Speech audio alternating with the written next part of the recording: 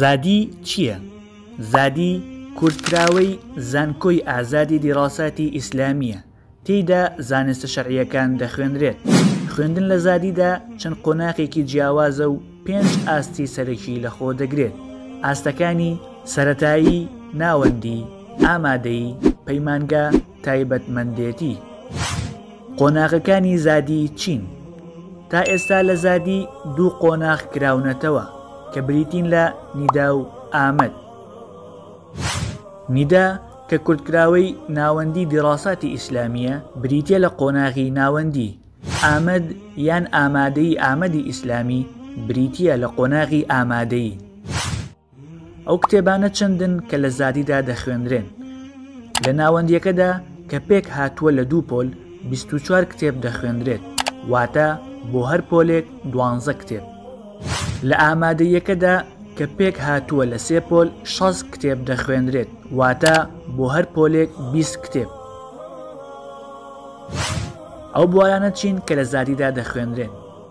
لە ناوەندی نیدا 10 بوار لە زانستە شەرعیەکان دەخوێنرێت کە ئەمانن: عەقیدە، هزرەوانی، قورئانەوانی، فەرموودەوانی، شەرعناسی، ڕێبازی پێغەمبەران، ئاداب و بانگەواز، زمانەوانی، ڕەفتارناسی و پێشەوایانمان.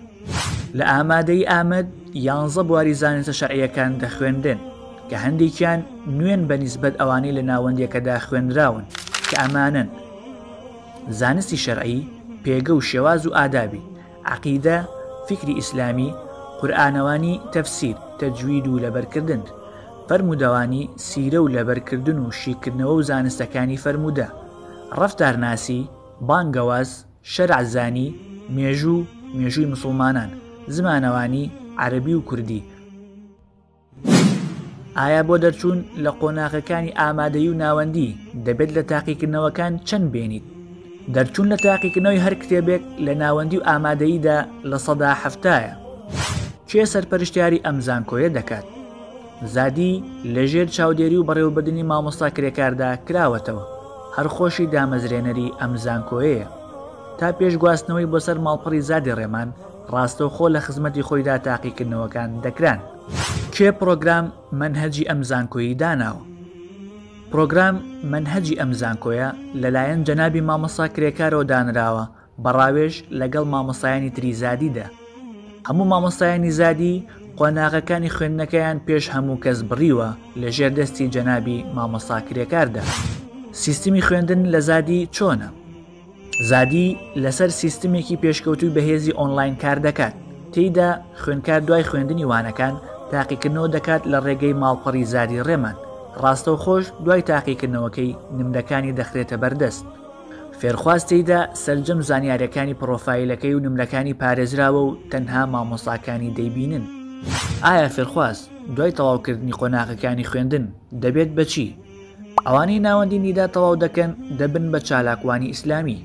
ئەوانەی ئامادەی ئامەد تەواو دەکەن دەبن بە ڕۆشنبیری ئیسلامی. ئەوانەی پەیمانگە ئیبن تەیمیە و قۆناغی تایبەتمەندێتی تەواو دەکەن بڕوانامەی پسپۆری ئیسلامی وەردەگرن کە بەرامبەر بە ماستەری خوێندنی ئەکادیمی ترە.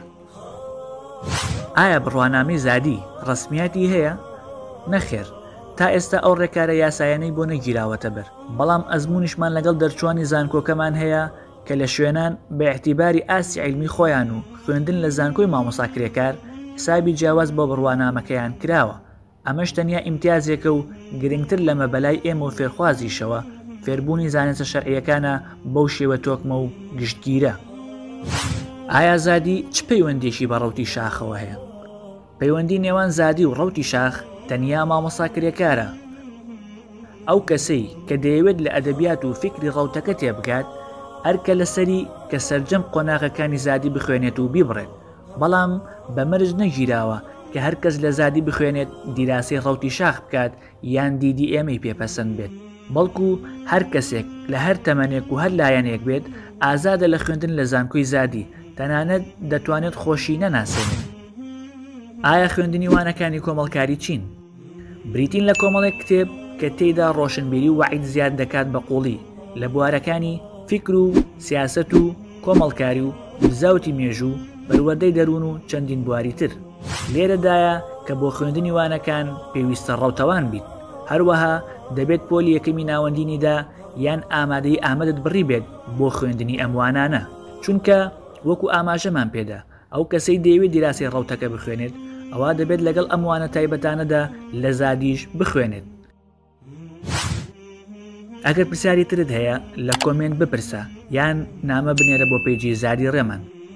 زانکۆی ئازادی دیڕاساتی ئیسلامی زادی بۆ خوێندنی زانستی شەرعی.